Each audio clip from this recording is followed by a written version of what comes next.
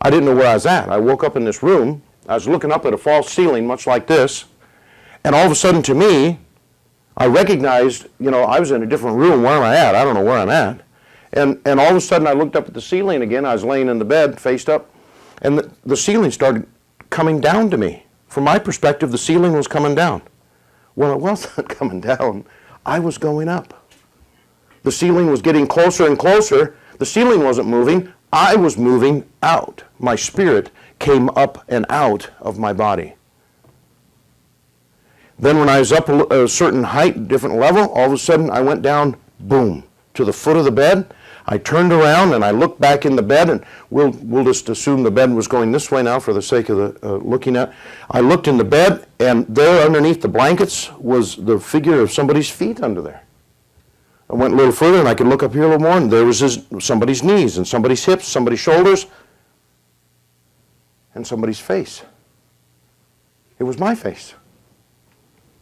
My body was in the bed. I was in the bed, but I'm out here. But my body's in there. How can this be? 15 years old, nobody told me about this, see? Nobody told me about what happens when you die.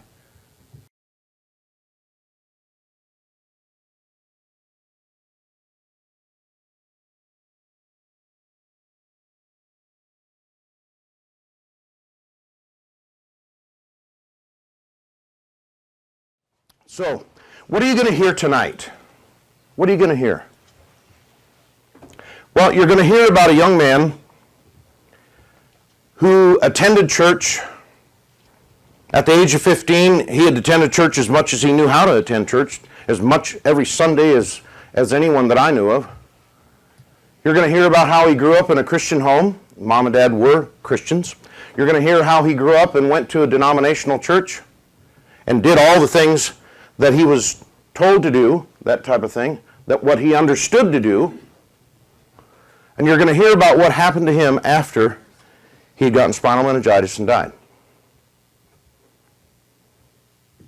Tonight you're also going to hear about the reality of heaven and hell.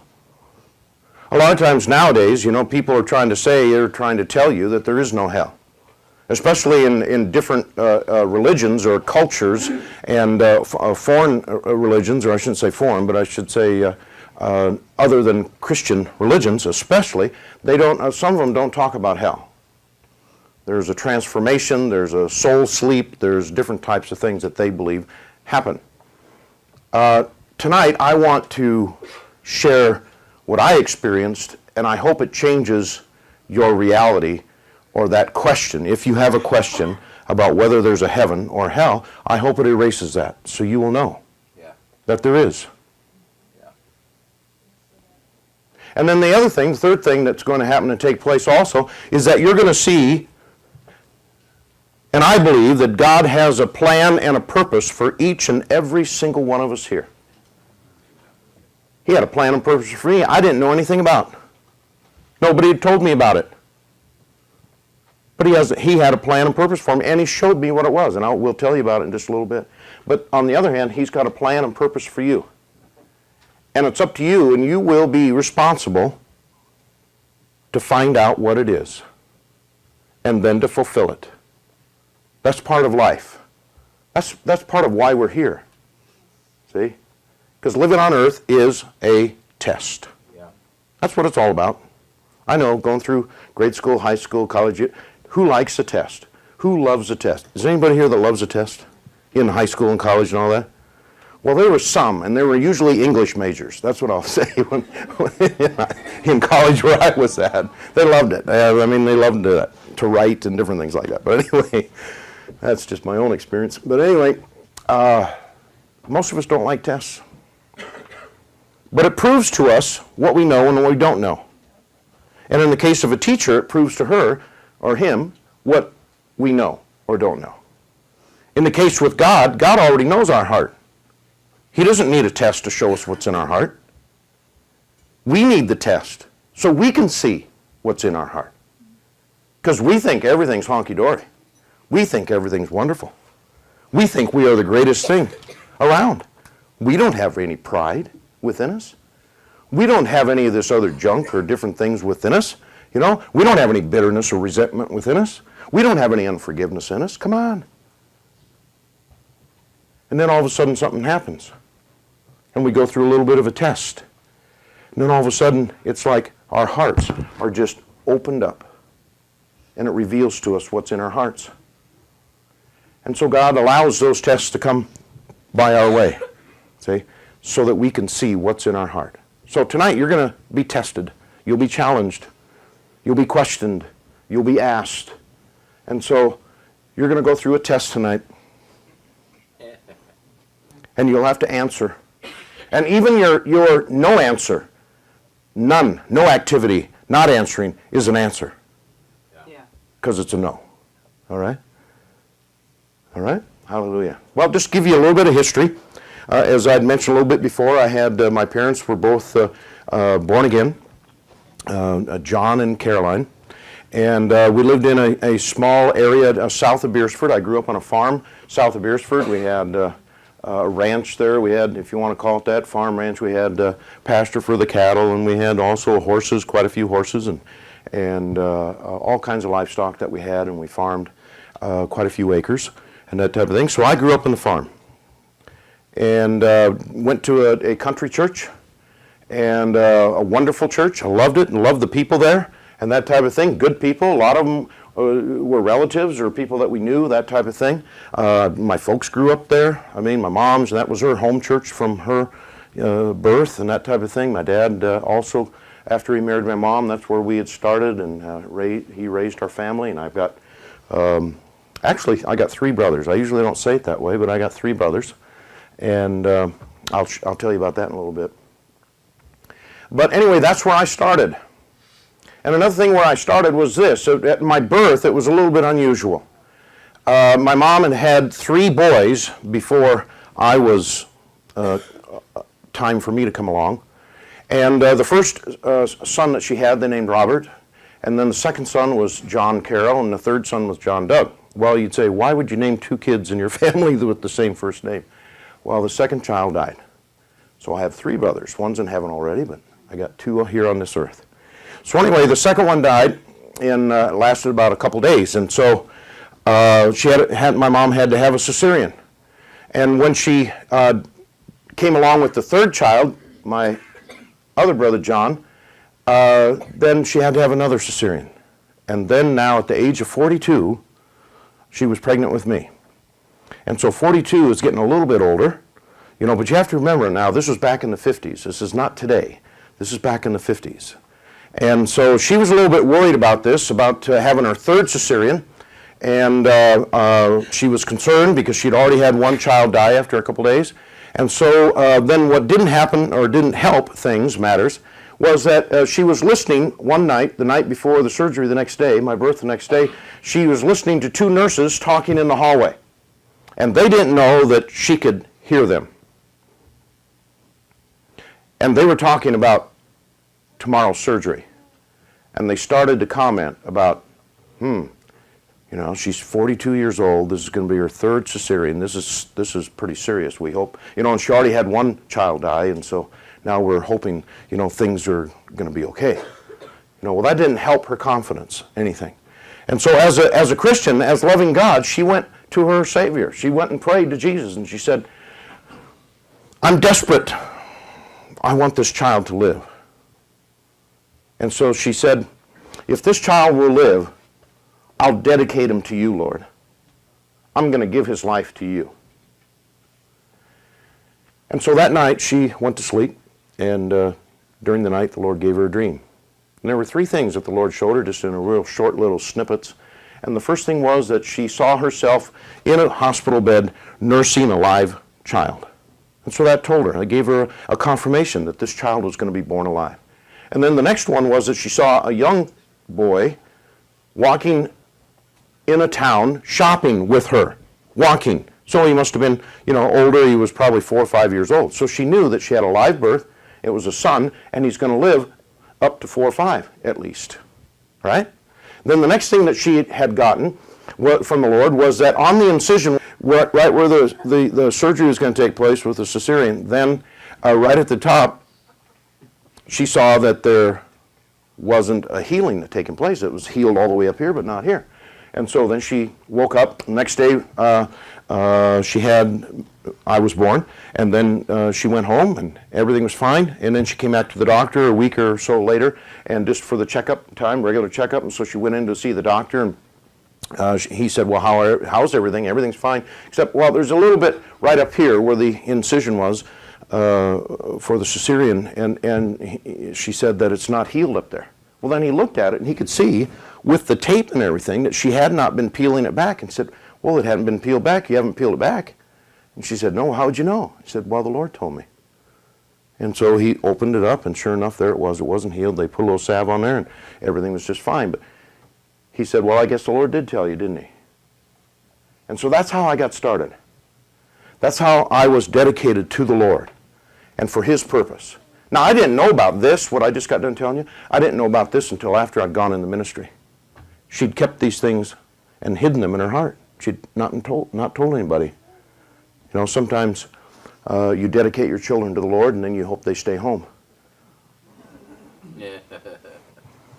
So she never told me until after we had gone in the ministry, and my wife and family and things like that. And then she said, well, you know, this is a fulfillment of what I had prayed about over you before you were born. And I was all ears, and so I listened to what she had said. And so that's how I got started. Then I grew up, just normal childhood and stuff like that, but one day in 1967, sorry. In December, we went to go and change the cattle from one field to the other. We lived on the farm. We had stock cattle. We put them in the stocks to clean it out. And it was an open winter. We didn't have any snow in December. That was kind of wild and crazy. So then we were making use of that, and we chased the cattle or herded them to another stock field over about 5 miles away. During this time, I put on a light jacket. You know, it wasn't too bad out. It was a pretty good, nice, warm day. The sun was there, and all of a sudden, on the route there and the cattle herding that we did, trail that we took, all of a sudden the weather started to change. And the clouds started to roll in, the wind picked up, it started to mist, and that mist, it got colder and colder, and it turned into snow. And by the time we got over to the other end and where we wanted to get the cattle at, I was just froze stiff because I was on the horse. I was the one riding the horse.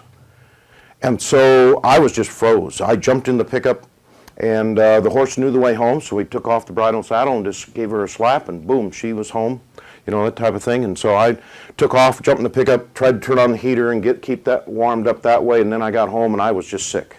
I was just I just didn't feel good, just right away. I just went straight to bed. I was just all chilled. And so I just progressively got worse. I got to have a fever the next day, and I was not doing well. Then I lost consciousness. I didn't know where I was at. I didn't know what I was saying. There was things that I was saying. They told me later on that were not cool. They were not good. They were not holy. And but I was not feeling well, and I was talking out of my head.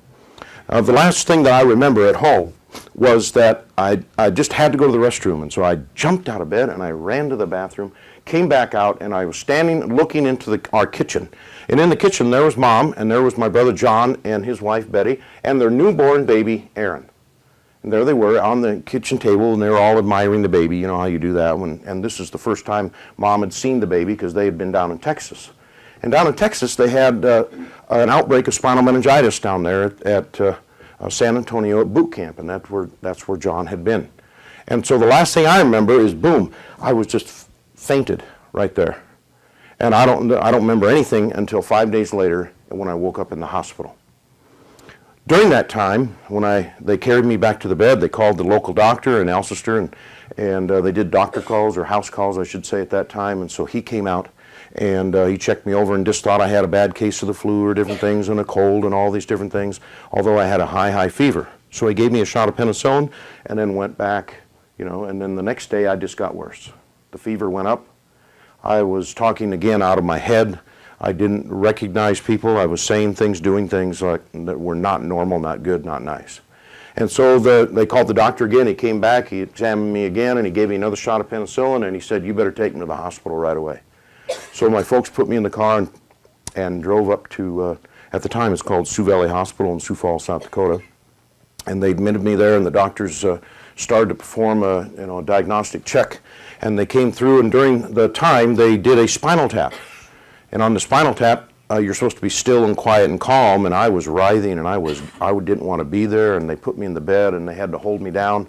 And what they did actually they had leather straps that they put on my hands and my wrists and tied me down into the bed, both of my hands, and they tied me down in the bed with wrist straps around my feet.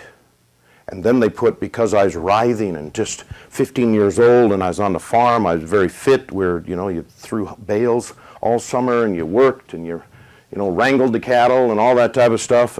And so I just wanted to get out of there. I didn't want to be there. And so I was writhing up and down. So they went and even put a sheet around my stomach to hold me down in bed. And then they had an IV in my arm, so I was supposed to be still and quiet, And all this was going on at the same time. They were trying to give me a spinal tap. And they found out that when they did draw out the fluid of the spine, which is supposed to be clear, it's supposed to be nice and clear, it was almost like cream in consistency. It was infected so badly. And so they knew the spinal meningitis, it progresses, and it goes up your spine, and finally it progresses till it gets into your brain. And basically what it does is you get an infection and a fever, so high a fever that it burns out your brain cells, and then you die. And that's the normal process if things don't turn around, don't change. And so for whatever days I was in the hospital there, on the 5th day, the doctors finally came to my folks, talked to them out in the hallway, and they said this. They said, we don't know if your son's going to make it through the night. If he does, the fever is so progressed and has burned out a lot of his brain cells, we estimate he's going to be a vegetable. So we don't know if he's going to make it. We give him a 50-50 chance if he's going to make it through the night.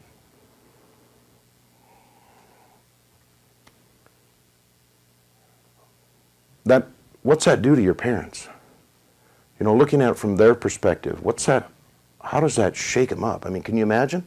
5 days ago, this young man, 15 years old, is well, totally healed, nothing wrong, and all of a sudden it's a shock. Right out in the hallway, the doctor's starting to talk to you and say, I don't think he's going to make it. 5 days ago, he was well. See, life can change so quickly. Life changes. Yeah. Life changes. Things can happen. Traumas happen to us. And at the age of 15, see, I thought I was going to live forever. I didn't think I was going to get spinal meningitis and die. I was thinking, hoping, man, I had a lot of my life ahead of me. And yet right now, and I didn't even know this happened. They told me all these things later, and I didn't know these things happened. I was gone. And so they prayed. My folks prayed. They went to the church. They had people at the church praying. As well as they knew how, they prayed. They prayed for healing. Now, so then the next thing that happened that night, to me, that's when things started. I fainted at home 5 days before, and now I woke up in the hospital.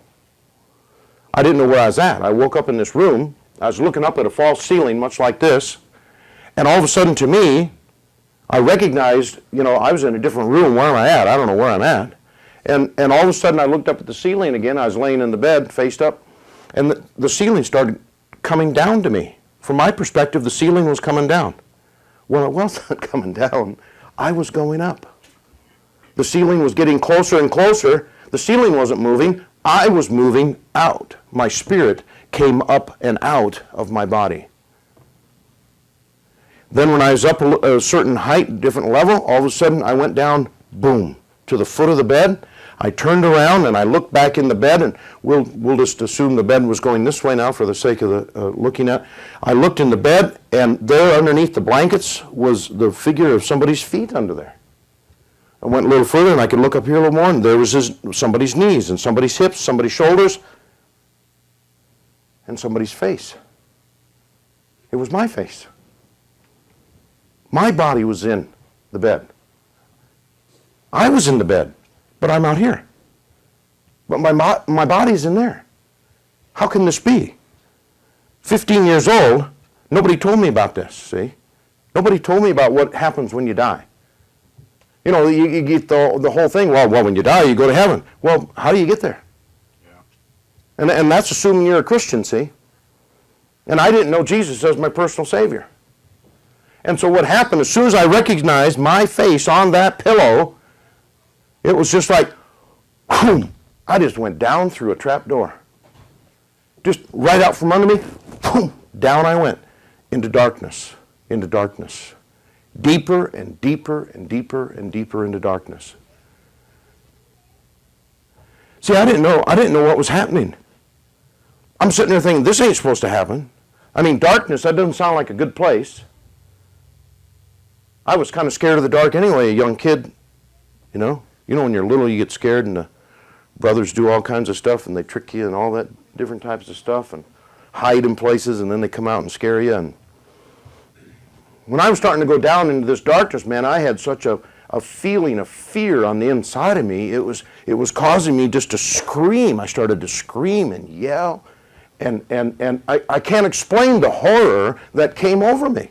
It's unexplainable to tell you the terror that you would feel to be without God and going deeper and deeper and deeper down, down, down. It was like a trip. I could sense it. It was like, you know, I was just going down, down, down, down, down. And I couldn't stop it. I tried. I couldn't stop. All this stuff was just happening to me. I didn't have a choice. It was just happening.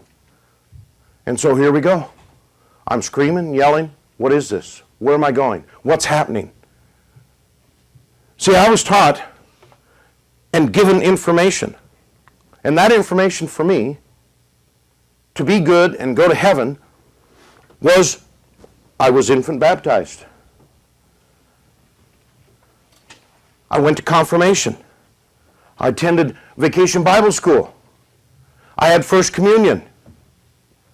I did all the things I was told to do. You know? I was a member of a church. My name was on the membership list. I attended church. Man, when the doors were open for church, man, I was there. My folks were there. They loved Jesus. And yet they didn't know that I didn't know Jesus as my personal Savior. See, I knew all about God. Man, I memorized verses. I was in vacation Bible school. Man, you get stars when you memorize verses, right? Anybody been there? Yeah. I attended Sunday school.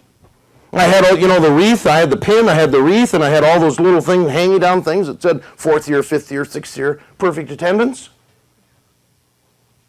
I had all that stuff. And yet, when I got sick and I died, my spirit left my body, I went down. I was given wrong information. And so I couldn't make a right choice, a right decision. And so the outcome now was going to be the wrong outcome. It's not the one that I wanted. How many of us here, how many of us around in this community area, how many in the world have gotten wrong information? Yeah. How many in the church are sitting in the church with wrong information today? And they haven't made that personal decision for Jesus Christ himself. Maybe they've done all the things that their spiritual leaders have told them. But it's the wrong information. Yeah. Now, why would those spiritual leaders tell us the wrong information? Because their spiritual leaders told them the same information. And why would those leaders tell those leaders the wrong information? Because their spiritual leaders told them. And they were taught and trained in the same information. And it's passed down from generation to generation to generation to generation. Perhaps in some churches for 500 to 1,000 years, the same information is passed down. And in this instance, for me, from my perspective, it was wrong information. I didn't make that step of accepting Jesus in my heart. And now the result was hell. The result was darkness. The result was when I died at 15, I was going down, down, down, down, down. And so here I'm progressing down. I can see like the lights of earth up here anyway. It was just foggy and hazy. It's just you couldn't hardly see anything. It wasn't clear. Nothing was clear. Just foggy, hazy, just going. All you knew is that you're going down, down, down. It was lighter up there, but it's dark here. And you think just at the darkest time, it can't get any darker, then you just progress down deeper and you go darker. And the fear was just overwhelming. The horror was overwhelming. Sometimes I try and explain it about a trick my brother played on me. We lived out on the farm, and we had our bedrooms, my brother's and ours was upstairs. And so he asked me one time, we were watching TV, and he asked me a favor, would you go up in my room and get something? So I said, okay. And that was an oddity too, you know. The younger brother, well, you want to go get this? Nah, I'm not going to do nothing for you. You know, the brotherly love thing, you know, that goes on. But anyway, so I said, yeah, I'll go up and get it. So I went and ran up the steps, and I went up there, and I had the light on in the stairway, and then I went around, and I was going to come into his room. And in his room, the light switch wasn't a switch. It was a pull string in the middle of the room. And so I was a young kid. This happened when I was really young. And so I was at times real scared of the dark. And so I opened up the door, creaks open, you know, that type of thing. And then you go in, and then you're looking around over here and over there. And pretty soon you get to the middle, and you got your hand over here because you want to make sure the door stays open, you know. And then you click on the light, right? And so then I went and got the light on. Oh, I feel a lot better now. So then I go and I get the stuff, and I go over and I click on the light to turn it off, and man, whoom, I'm right to the door right now, you know, that type of deal. And when you turn around, it's like, you got to get out of the room, you know, that type of thing. Sometimes you get scared. Well, I had a reason to be a little bit, because if you stayed in that room, you know, I slept at night when I was a little kid. I haven't really told anybody this too much, but when you stayed in the room, all of a sudden, the door was over here. I was in the bed, and the door would start to go close. And then for about 5-10 minutes, it'd stay like that. And then all of a sudden, it would go back open again. Well, that's kind of spooky, ain't it? Yeah?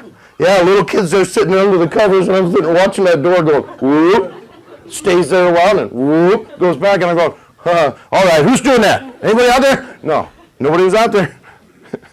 You know, it makes you want to look under the bed or something. Well, I didn't find out until later on. Guess what? The hot air register was behind the door. Yeah. And so whenever the furnace turned on in the wintertime, then it blew the door partway shut. Sounds simple now, but man, it wasn't back then, I tell you. It wasn't simple. So anyway, I was a little spooked out in that room. Well, anyway, so I got the stuff, I turned out the light, got to the door, and I come to the door down by the steps, and I turn around, and I just get my hand on the railing to go down the steps, and all of a sudden my brother, which I didn't know, this was a plan. He had snuck up the stairway before, went in another room, and just when I'm coming to the stairway to go back down, he comes up behind me, and he goes, whoo! Did you feel it? I saw you jump. And all of a sudden my stomach goes, whoa! And my knees just buckled. And the only thing that saved me from rolling down those 13 steps was I had my hand on the handrail. And of course, my brothers laughing. You know, that was funny. My point is, you know how you feel a little bit? Can you understand how I feel? The fear that hits you, like right there? That was what I was feeling like, going down, down, down, down, down. Except it wasn't a burst of fear. It was total, 100% of the time, fear. It's horrible. It was horrible. Horrific. Well, there's a reality of hell. See, that's the second thing. There's a reality. I was going down, down, down, deep, deep, deeper into hell. There is a heaven. There is a hell. Now, the one good thing about it, when I found out there was a hell and the reality of hell, I also know that there's a reality of heaven. Amen?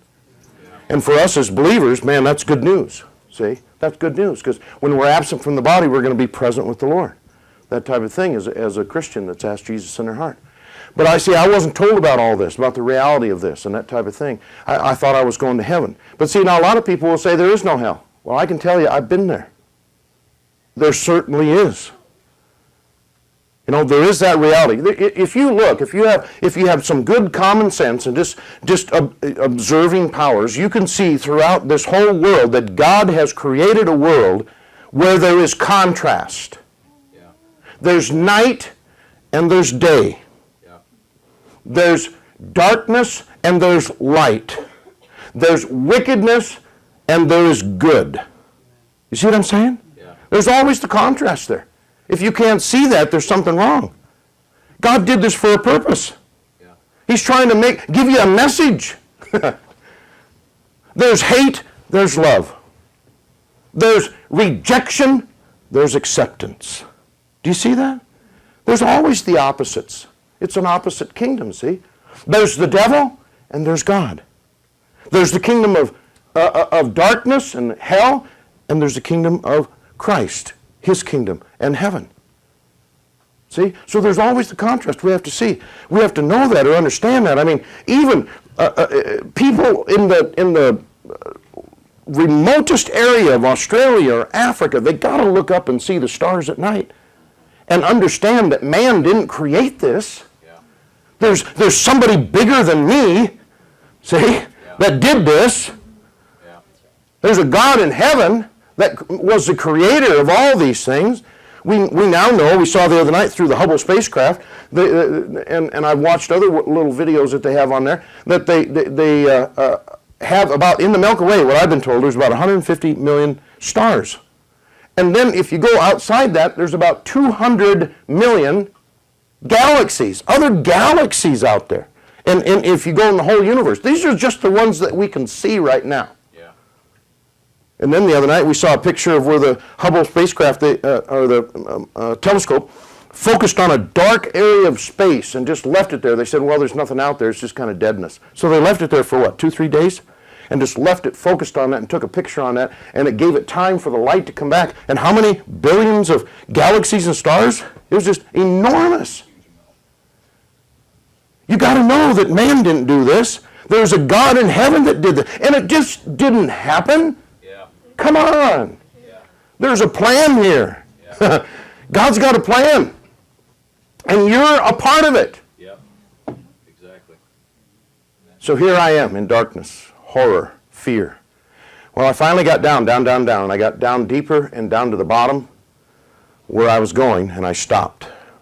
And when I got down to the bottom, it was like I could sense over here that there was just like the most wicked, horrible entity, whatever you want to call it, we hear about is going to heaven. And there was only like back, even about 10, 15 years ago, there was only like 3-4 people that I knew of that actually literally went to hell and came back. So I'm sitting here all freaked out myself about this box and this containment thing, and I was putting in this storage area, and then he put the box over and like it was like a warehouse area, and there I sat. And I'm going, what is happening? Where am I at? And I didn't, this is a weird thing, I didn't feel dead. When my spirit came out of my body, I felt alive. I mean, the worst thing I was feeling was fear. I didn't feel sick. I felt alive. And we know that our spirit man is going to live forever. Did you know that? Once you were created, once you were started, once God put his spirit on the inside of you and you were created, you're going to live forever. You're going to live forever. You're going to live forever. Yeah, exactly. Not in the same condition, not functioning the same, because, you know, when you get so old and Jesus doesn't come back, hasn't come back as of yet, then your body's going to wear out and it's going to die. And then your body goes in the grave, but your spirit man, your soulish area aspects, that goes into to be in the presence of the Lord, into paradise actually, where it starts. So anyway, I was all freaked out about this box deal. And so I heard it back in the 90s, I heard this one man, Dr. Richard Eby, and he was on a Christian television station, and they were interviewing him.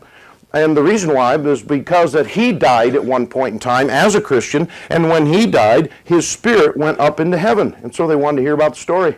Well, his story was that he was in another state. He had gone out and he was helping one of his family members move. And so he was up on a second-story balcony, and he was moving boxes, furniture, and all this type of stuff. But then he took a time out, and he was up there on there, and he leaned on a railing. And little did he know, the railing wouldn't support him. And boom, off he went of this balcony, down in to some bushes, went through the bushes, and his head went splat like that, right on the curb. And he was suspended in the bushes. He said in his testimony, he says, I was in the perfect position, my head down at the bottom, my head cracked open, and it just emptied all the blood out of my body. They called, the emergency crew. They came, they got him, put him in the hospital, and the doctors looked at him. They had him on the pumps, with the respirators and all that stuff, and all trying to keep his heart beating and that type of thing. But the doctors came back, and they pulled the curtain on him and told his wife, no, he's gone. Can't do anything about it. And then all of a sudden, an electrical storm hit a transformer, and boom, all the electricity was out of the hospital. And everything shut down, at least for about 20 seconds. And then all the generators come back up on, and this makes the emergency doctor, he just, got all excited. He's got to take care of his other patients. And so they just pulled the curtain on Dr. Eby and pulled the curtain on him, and he went to go look at all of his other patients to make sure that they were going to make it, because there was no help for him. He was already dead. And so what the excitement and all the confusion it caused there, when they pulled the curtain, nobody went back in there again because they knew he was dead, so they left on all the respirators. They left on all the machines, the heart pump and the lungs and the air and all that stuff, so he was still getting all this to his body. But his body was gone with blood. He didn't have any blood in it. And what happened is that he went up into heaven. He said, it's the most exciting, most beautiful, peaceful place you've ever seen.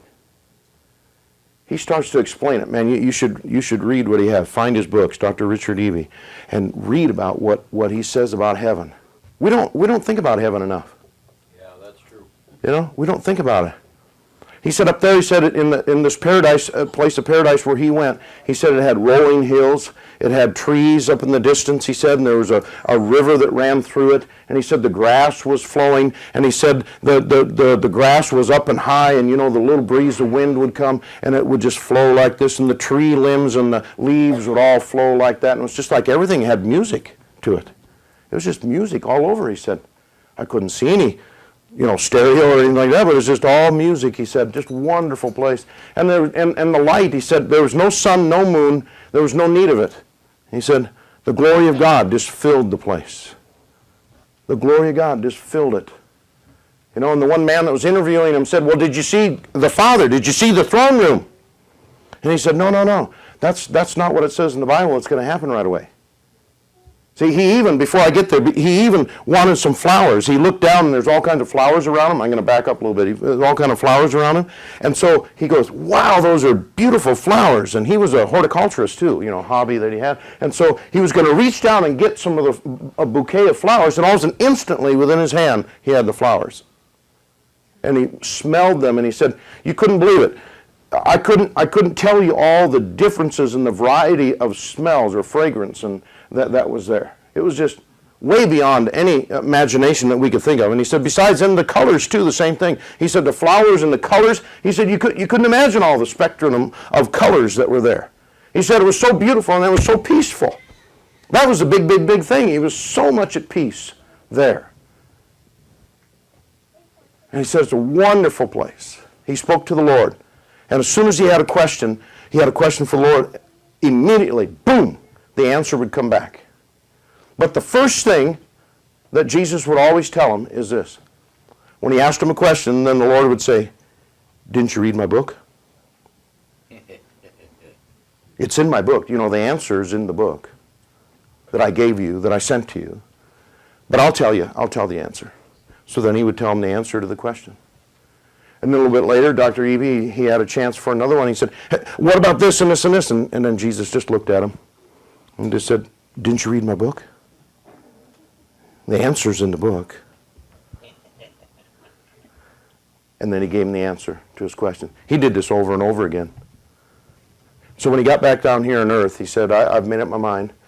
I'm going to write a book, and I'm going to title it, Didn't You Read My Book?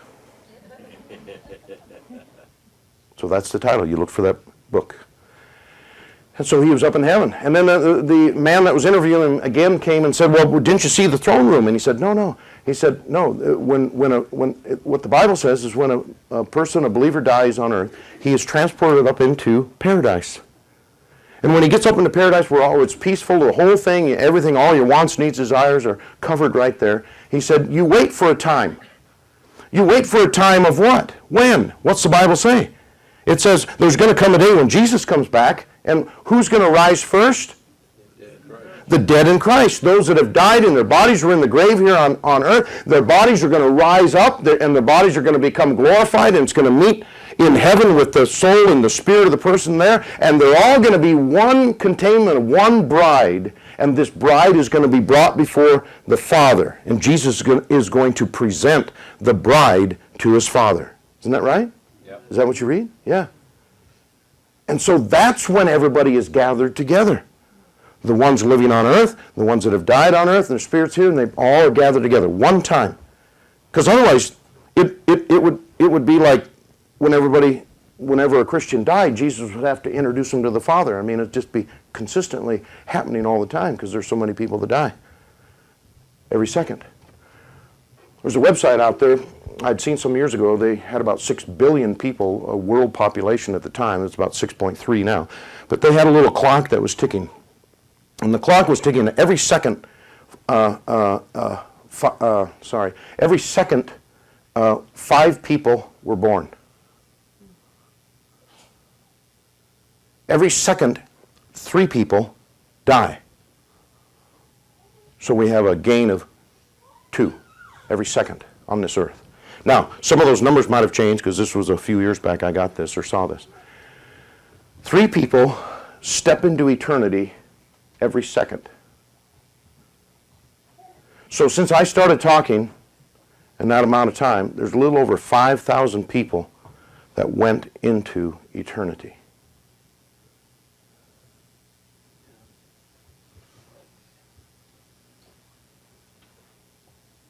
I wonder if any of them were your friends.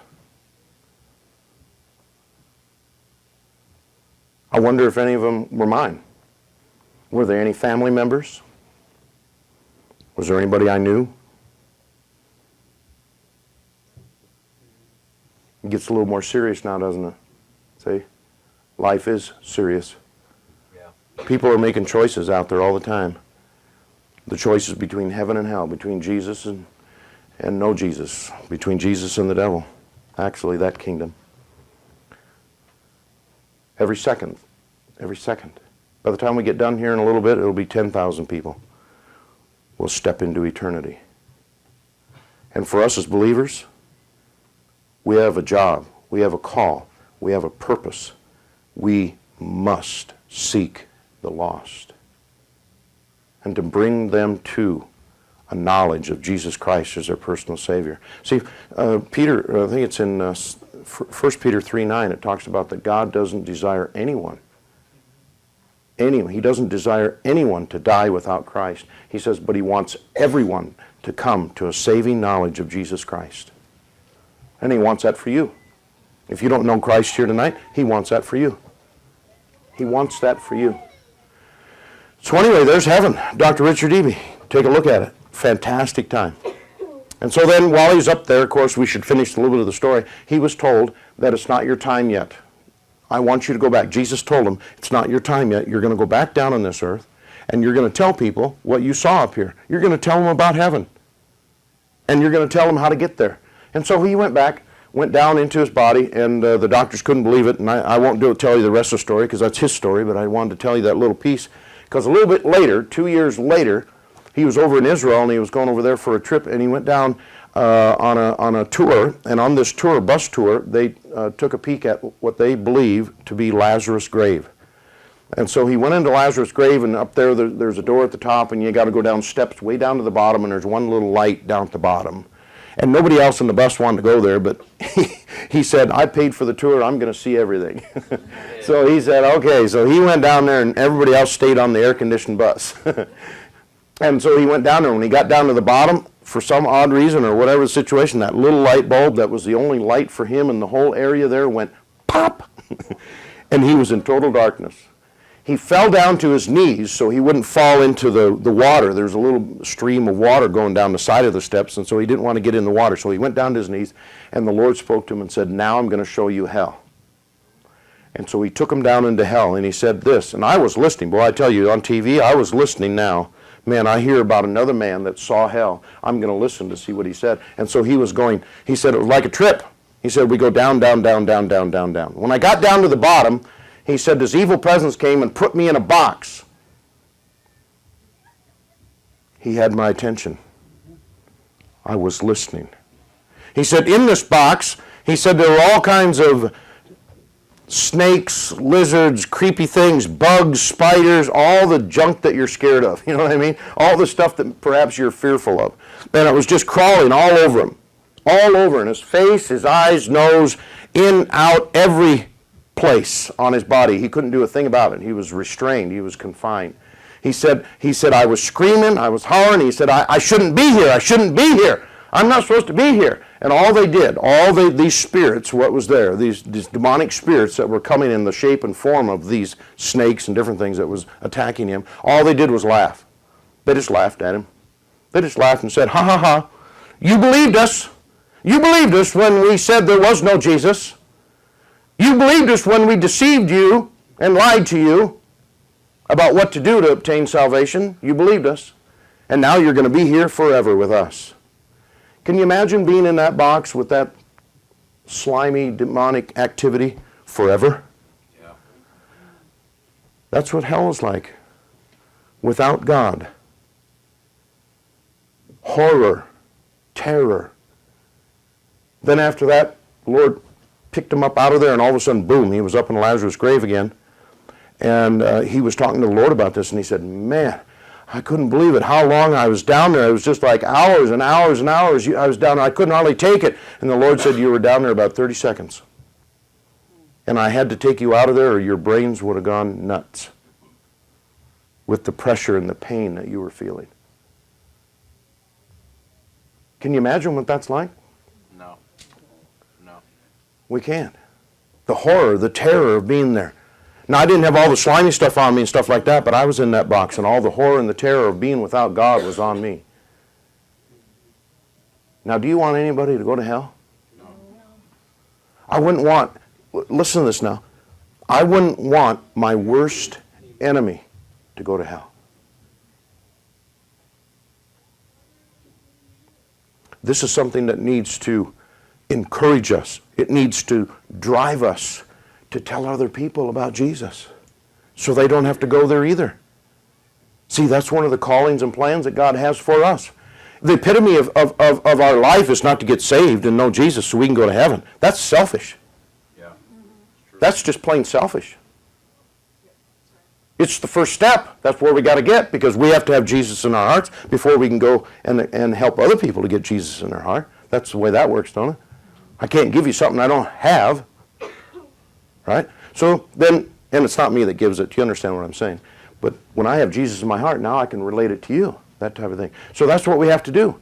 That's what we have to do. Seek and save the lost. And we have to have a heart for it.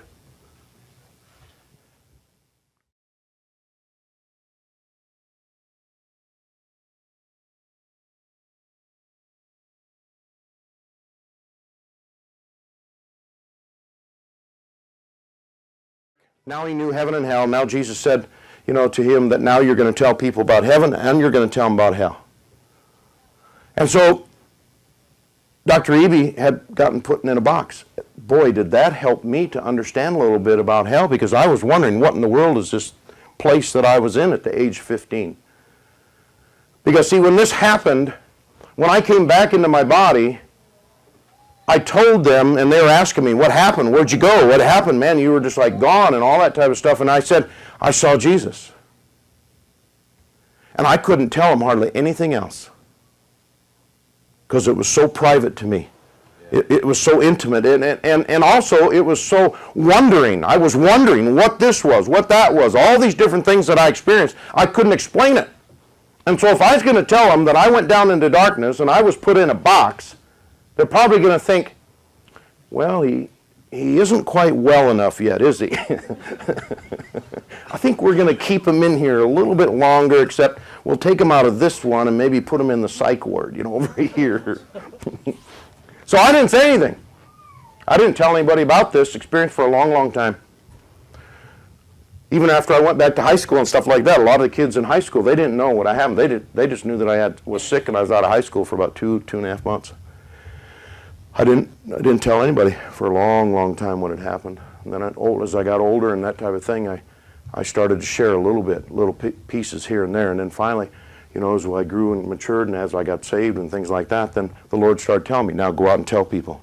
Go out and tell people what happened to you. And that's what we're doing. So anyway, here I was in this box. I had to get out. I couldn't stay there. I was 15 years old. I had a lot of life to live. Man, I got all of my life ahead of me. I've got a family, and I got a wife, and I got all these things I need to do and to find. That type of thing. And I just struggled when I was within this box. I was just fighting to get out, get out, get out. I got to get out. And I don't know how I did, but I got out.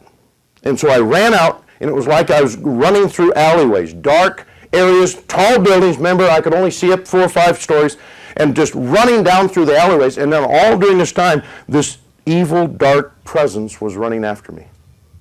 And I was just booking it as fast as I could, man. I was just going. And then he caught me again. And he brought me back to another place. And this happened, and I have to skip through some stuff here for sake of time and things, but this happened 2 times that he caught, and I got loose, and then he caught me again. And the 3rd time I got loose, I was running again, going down through the darkness and foggy areas. I couldn't see where I was at, and I was running. I had this terrible, horrible fear and horror that was upon me, and I just kept on running. And I knew I had to get out of there. I just had to get, I don't know where, but I'm going. And so then what took place is I saw over off in the distance and up higher, I saw like a light up there. And I saw a light, and I go, the first thing you think, man, when you're in darkness and you see a light, man, that's where you want to go. And so I was headed for this light, and I kept on going, running. Now the funny thing about it, and I didn't think about it at the time, but I never got tired running. You know how when you run now, if I'd run a block right now, I'd be huffing and puffing and, tired. Well, I just kept on running, because I was in the Spirit, see? I wasn't in my body.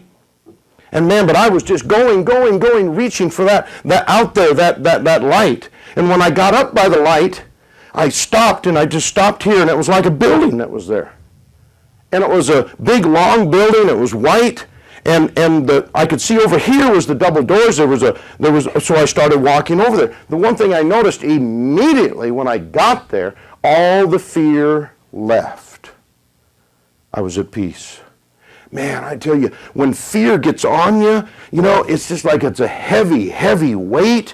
It's just a horrible thing on you. I don't know if you've experienced that to maybe a little degree here on this earth, but it was so horrible. But when I got up there, the presence was just so sweet and stuff, and I go, wow, this is fantastic. I like this.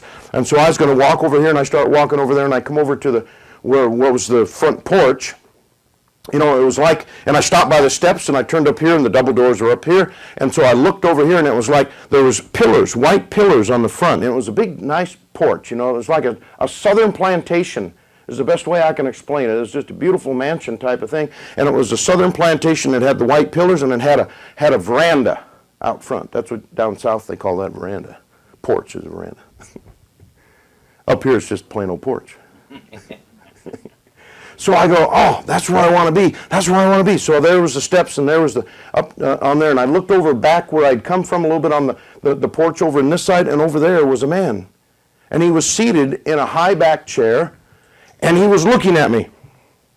And I was looking at him, and I saw him, man, and he's got this white robe on, and I don't know how to say it, but it was just like it was glistening. It was just like it was flowing. It was almost like it was moving. It was just, again, I can't explain this. It was just like it had motion to it, and it was glistening, and it had a life to it, that type of thing. I don't know how to explain it. And so I looked it down, and I go, wow, and then I looked up, and I saw this man that was there, and he had longer hair on, and then I looked a little bit more closer, and all of a sudden, boom, I looked into his eyes.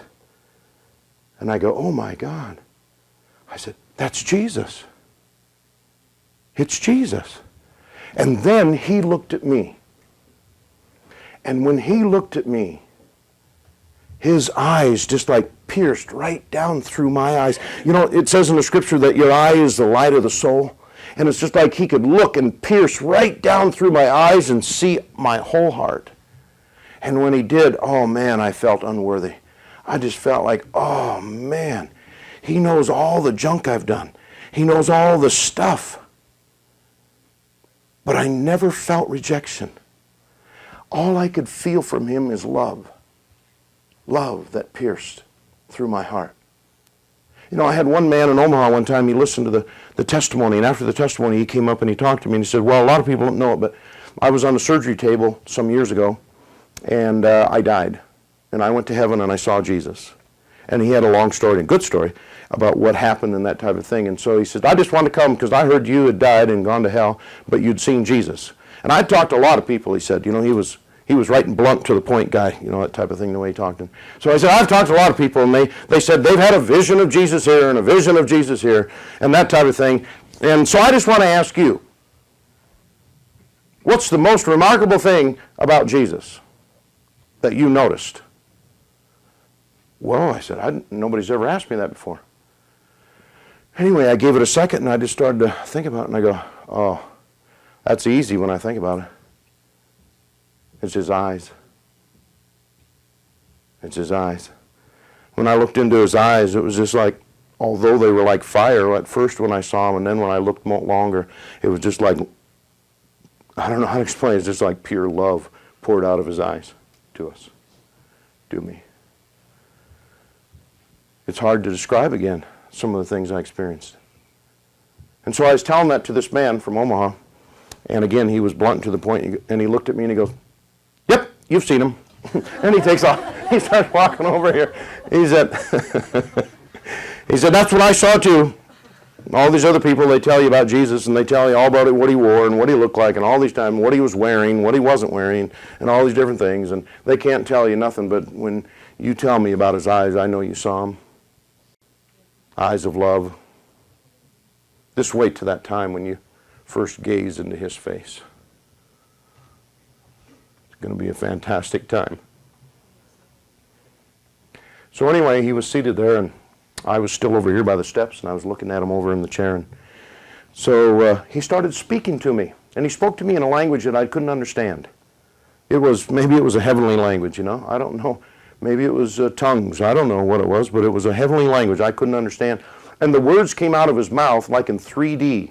They were like blocks. I could see them, you know, like the little blocks. Like the only way I can explain it to you, it wasn't like this, but it was like this. Like those little blocks that kids have, you know, and they came out of his mouth, and they came over there, and they came over, and all of a sudden, boom, they'd hit me in my heart. Peace just flooded me. I thought I was at peace. Remember, the terror left, the fear left, and I thought I was at peace standing there. And the more he spoke and the more words came boom, boom, boom, boom into my heart, the more peace just engulfed me. And then when he got done, he was finished. I don't know what it was. I've asked, and the best I can come with, and people that mature Christians that I've asked about this, they felt that he was speaking prophetically to me. Perhaps my future. Perhaps he was telling me how much he loves me and cares for me. And so what happened next was that he did speak to me, and he said in English, what I could understand, he said, let's say the 23rd Psalm together. And so I knew that one. Man, good choice, man. I know that one. Vacation Bible School. Thank you, Jesus. And so Psalm 23. So I started to say that. The Lord is my shepherd, I shall not want.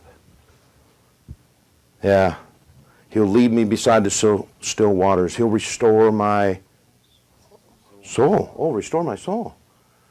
I needed some of that. My brain was fried. I needed restoring.